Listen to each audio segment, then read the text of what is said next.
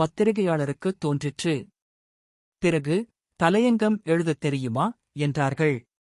தெரியும் என்றேன், எழுதிவிட்டேன். அற்புதம், அற்புதம் என்றார்கள். அதன் பலன் ஆசிரியருக்கு வேலை போய்விட்டது, நான் ஆசிரியனாகிவிட்டேன். எதிலுமே நம்பிக்கை பலன் தருகிறது என்றால், அத்துன்பங்களைக் களைய தேவ நம்பிக்கை பலன் தராதா? நம்பினோர் கெடுவதில்லை, 4 மறை தீர்ப்பு என்றார்கள். உண்மையில், நம்பிக்கை என்பது இயற்கையாகவோ செயற்கையாகவோ வெற்றி பெற்றுவிட்டது போல் தோற்றமளித்து நிம்மதியைத் தருகிறது. சீதை இலங்கையிலிருந்தபோது ராமன் வருவான் என்று நம்பினாள். ராமனும் சீதையைக் காண்போம் என்று நம்பினான். ராவணனும் ராமன் வரத்தான் போகிறான் என்று எதிர்பார்த்தான். அந்த நம்பிக்கை ஒருவரைப் பற்றி ஒருவர் அறிந்ததாலே ஏற்பட்ட நம்பிக்கை. தெய்வத்தை நம்பும்போது அறிந்து நம்ப வேண்டும். ஏதோ கஷ்டம் வந்துவிட்டது, கோவிலுக்குப் போய் வருவோம் என்பதில் அர்த்தமில்லை. அறிவு ஒரு சக்தியின் மீது லயித்து நம்பிக்கை உதயமாக வேண்டும். அதற்கு பகுத்தறிவு தேவையில்லை.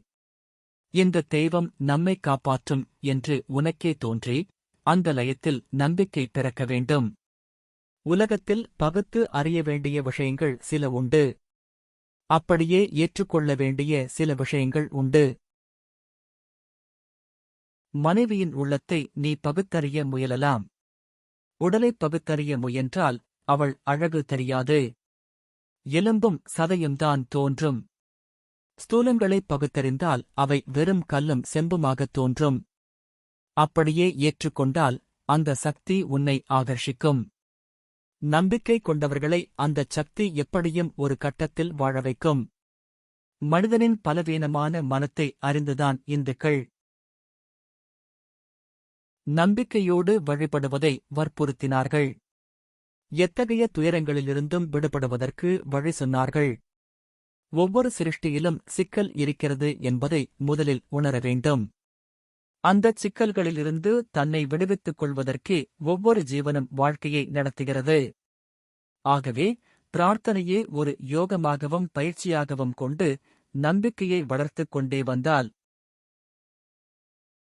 துன்பங்கள் விலகாவிடினும் அவற்றைப் பற்றிய பயம் நீங்கி நிம்மதி ஏற்பட்டுவிடும்.